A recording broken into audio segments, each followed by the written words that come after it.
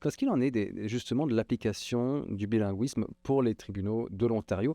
Est-ce qu'il y a une part où vous allez insister là-dessus ou souvent vous allez un peu expliquer qu'il y a aussi des besoins francophones en Ontario? Absolument. Donc, c'est certain que l'Ontario, il faut dire, depuis 40 ans, a été un peu un précurseur ou un pionnier dans la bilinguisation du système de justice au Canada. Donc, il y a eu beaucoup d'efforts qui ont été mis dès les années 70-80.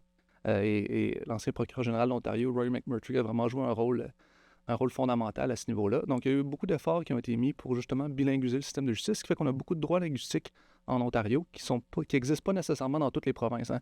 Donc, les droits à la justice en français sont répartis de façon assez inégale au pays. Donc, il y a certains droits fédéraux conférés par loi fédérale qui, là, vont s'appliquer à l'ensemble du pays, mais il y a d'autres droits qui sont plus spécifiquement provinciaux.